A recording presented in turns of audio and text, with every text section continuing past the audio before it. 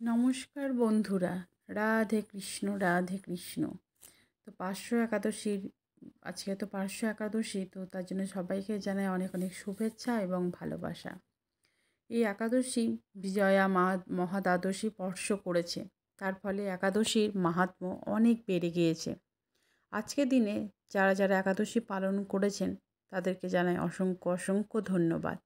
যারা করেননি তারা আজকে রাতে এই শব্দটি বলে ঘুমান, এতে অবশ্যই একাদশীর যে পুণ্য প্রাপ্ত লাভ করবেন।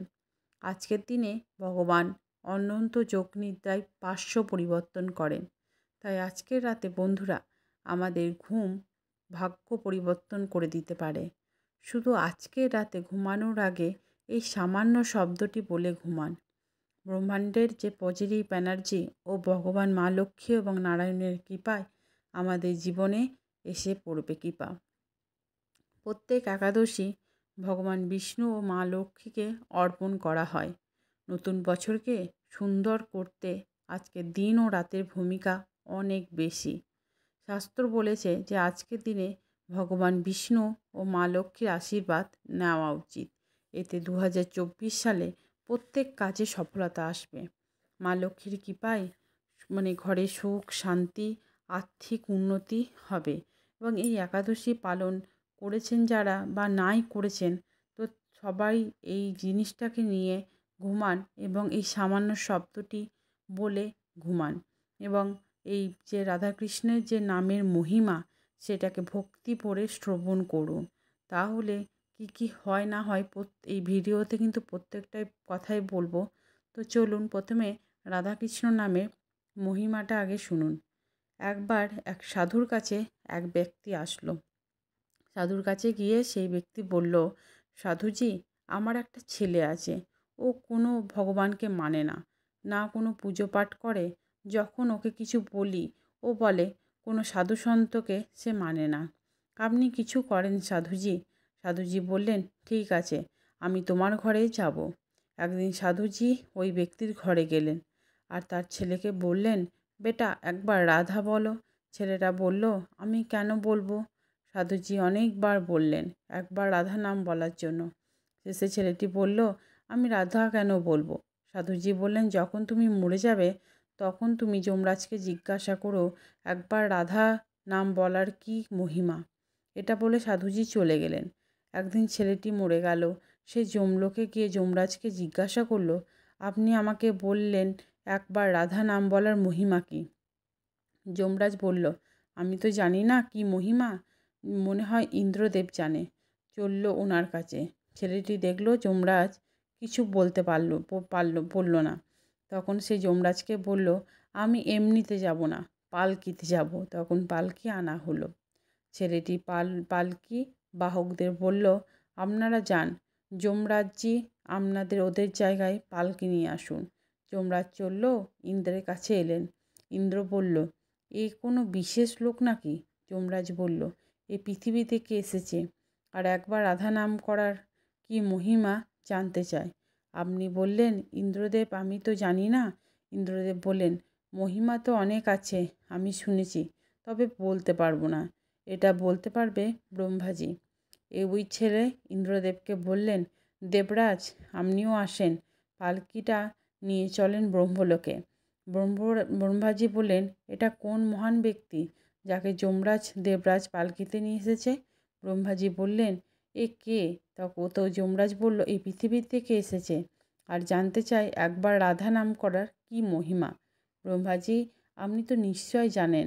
ব্রহ্মাজি বললেন, মহিমা অনন্ত, কিন্তু মহিমা কি আমি ঠিক তা বলতে পারবো না। শঙ্করজি মহিমা কি তা নিশ্চয় বলতে পারেন।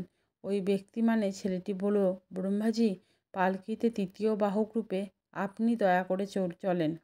পালকি নিয়ে ব্রহ্মা ইন্দ্র যমরাজ চললেন কৈলাসে ভোলানাথের কাছে। শঙ্করজি বললেন, এটা কে? এ কোন বিশেষ ব্যক্তি যাকে ইন্দ্র ব্রহ্মা নিয়ে এসেছে? জিজ্ঞাসা করলে ব্রহ্মাজি বললেন, পৃথিবী থেকে এসেছে, জিজ্ঞাসা করছে একবার রাধা নাম করার কি মহিমা। আমি তো জানি না, আপনি তো নিশ্চয় জানেন। আপনি সদা সমাধিতে ধ্যানে থাকেন, নাম করেন, আপনি নিশ্চয় জানবেন। তখন শঙ্করজি বললেন, হ্যাঁ তা ঠিক, কিন্তু রাধা নামে আমি জানি না, বিষ্ণুজি নিশ্চয় জানেন। ওই ব্যক্তি বললেন, শিবজি, পালকিতে চতুর্থ ব্যক্তি হিসেবে আপনি যদি আসেন। তখন পালকিতে চতুর্থ বাহক নিয়ে শিবজি চললেন। তখন 4 জন বিষ্ণুজি কাছে এলেন ওই ব্যক্তি পালকিতে নিয়ে, আর নারায়ণকে জিজ্ঞাসা করলেন একবার রাধা নাম করার কী মহিমা। এবং ভগবান নারায়ণ বললেন, রাধা নামে এই মহিমা, এই ব্যক্তির পালকি আপনার 4 দেব বহন করছেন, আর এই এখন আমার পাশে আমার ধামে থাকবে। জয় জয় শ্রী রাধে। পরমপ্রিয় শ্রী রাধার নাম কি মহিমা তা স্বয়ং শ্রীকৃষ্ণ বলেছেন। যে সময় আমি কারোর মুখে বা অক্ষর শুনি, ওই সময় আমি তাকে উত্তম ভক্তি প্রেম দান করি। আর যখন ধা শব্দ উচ্চারণ করার সঙ্গে সঙ্গে আমার প্রিয়তমা রাধার নাম শোনার লোভে আমি তার পিছনে পিছনে চলতে থাকি। তো জয় তো প্রেম দাহিনী রাধে। তো আপনাদের রাধাকৃষ্ণর যে নামে যে মহিমা, সেটা তো আপনারা তো শুনলেন। তো আজকে আপনারা তো প্রত্যেক দিন ঘরে যেভাবে পূজা করেন, তো আজকের এই বিশেষ দিনে কিভাবে পূজা করবেন এবং এই পূজা করলে কি ফল লাভ হবে এবং কিভাবে আজকে রাতে ভগবানকে কিভাবে খুশি করবেন, তো চলুন সমস্তটা বলবো। তো সমস্তটা নিয়মকানুনটা মেনে করবেন। তো আজকের দিনে আমিষ জাতীয় কোনো রকম খাবার খাবেন না। দ্বিতীয় নাম্বার, গুরুজনদের সঙ্গে কোনো রকম খারাপ ব্যবহার করবেন না। সন্ধেবেলায় ভগবান বিষ্ণুর পূজা আরাধনা করে ভগবান বিষ্ণুর নামে একটা প্রদীপ ধরাবেন।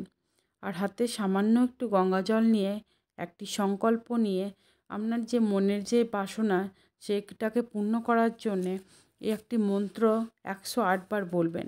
সেই মন্ত্রটি হলো ওং ব্রহ্মাণ্ড দেবায় গুব ব্রাহ্মণ হিতা চ জগৎ ধিতায় শ্রীকৃষ্ণান গোবিন্দায় নম।